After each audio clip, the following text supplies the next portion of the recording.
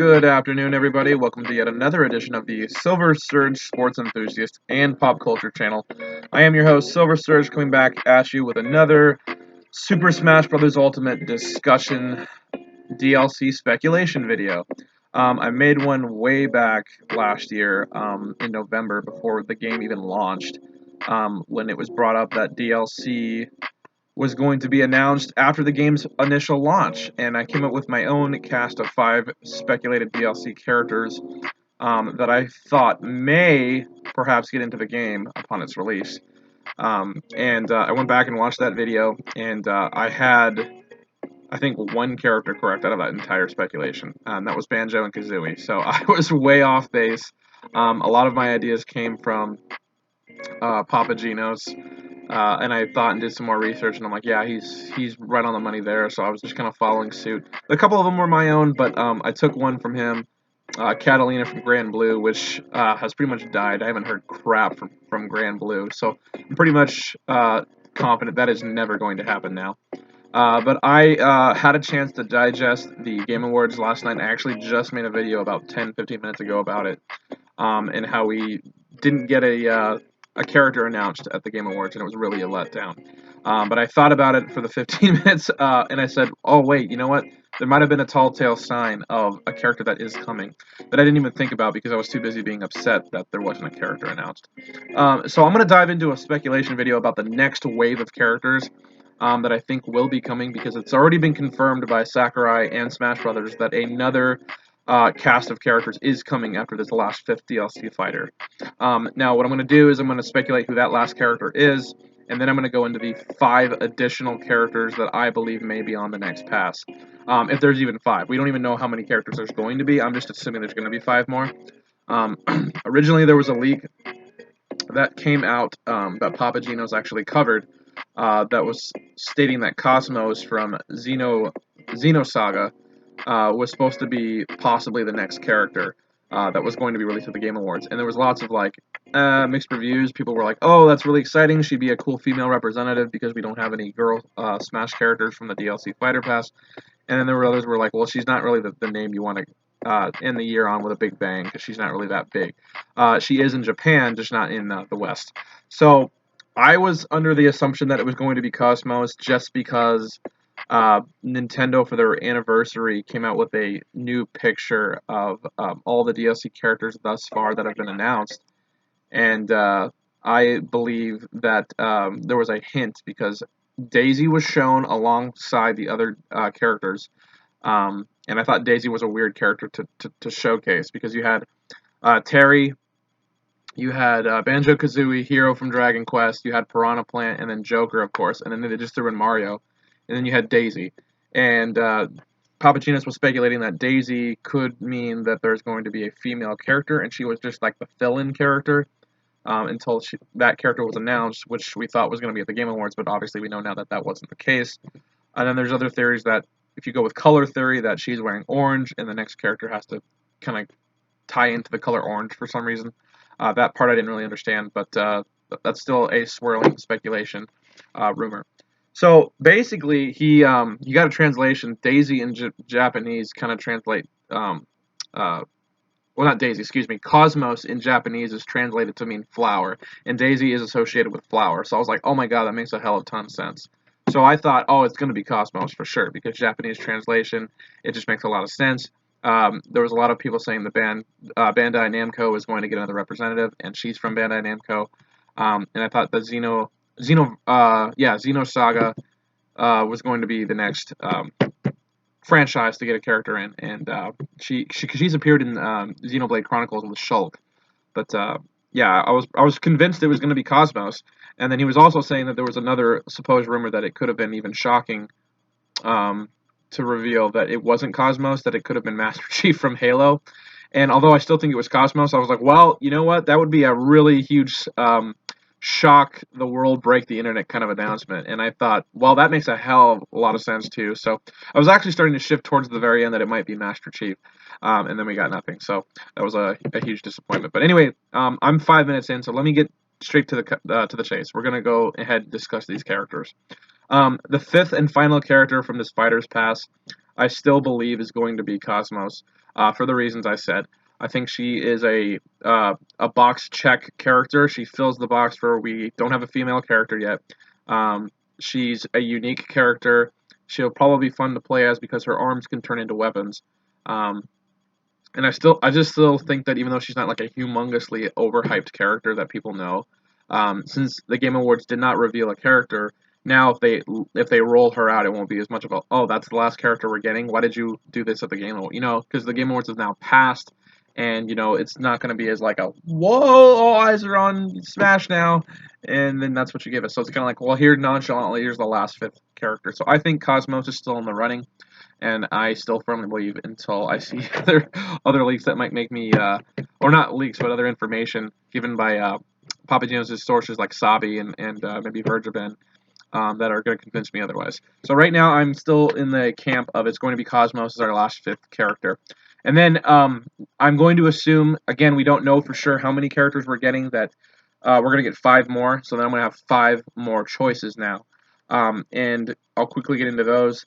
I picked them out based on speculation, rumors we've had already, and kind of gut feelings and how they kind of fit into the Smash Bros. Puzzle.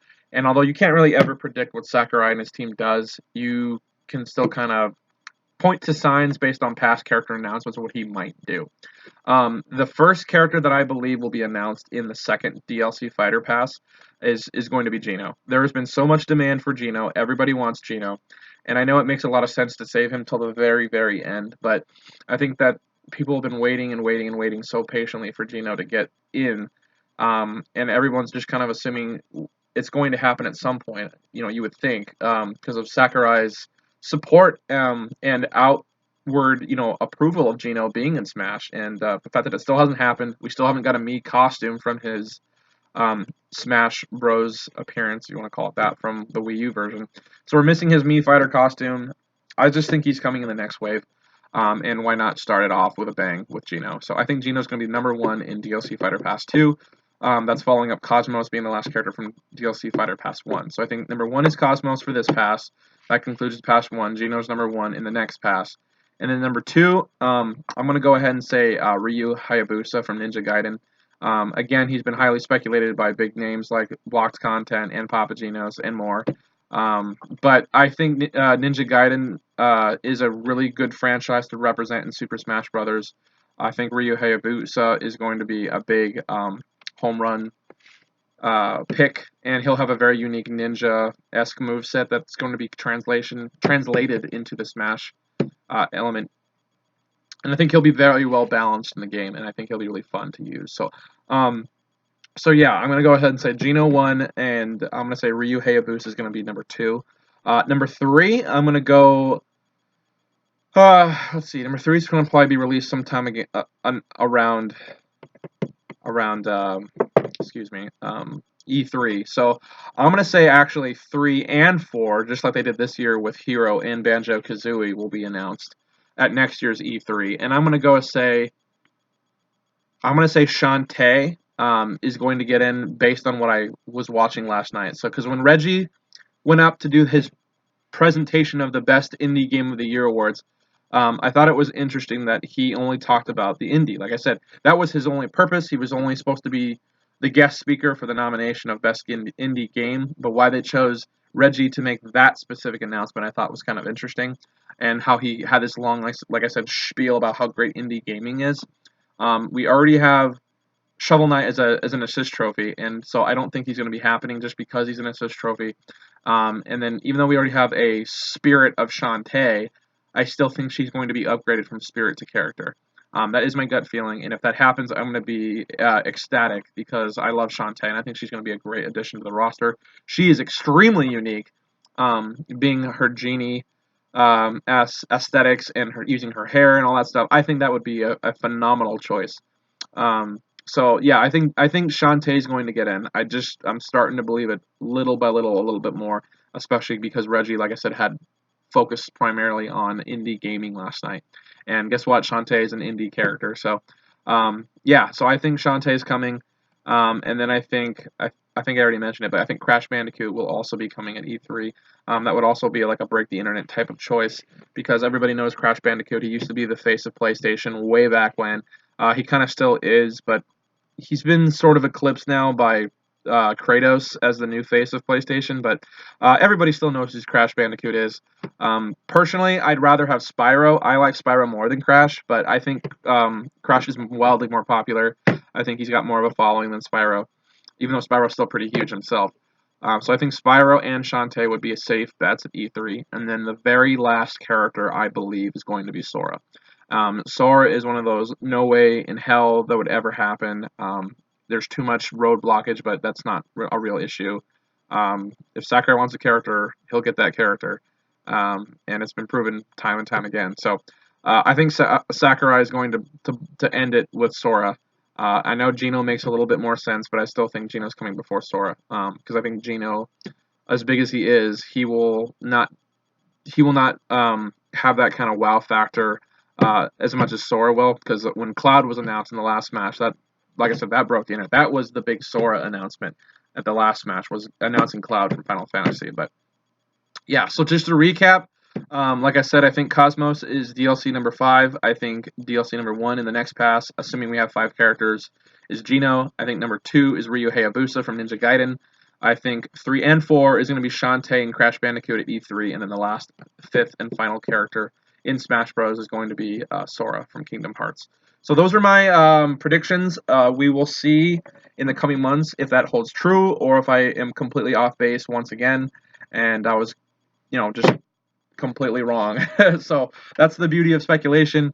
You can't be chastised for your opinions because we don't know for sure, and I'm not saying it's going to happen for sure. This is just what I believe is going to happen, not what I know is going to happen. So we will see what happens. All I know is if this ends up coming into fruition, that would make me very, very satisfied, even more than I already am. We got Ridley and K. Rool. That's all I really wanted, and we got Fountain of Dreams, so I was good for a while. And then we got, this amazing fighter pass, which has just been spectacular. I have not been disappointed with any character so far.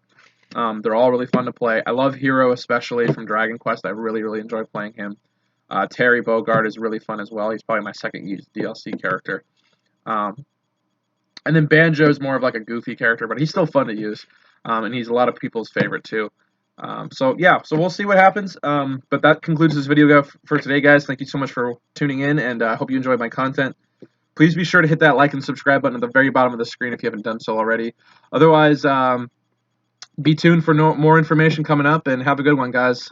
Silver Sturge signing out. Peace.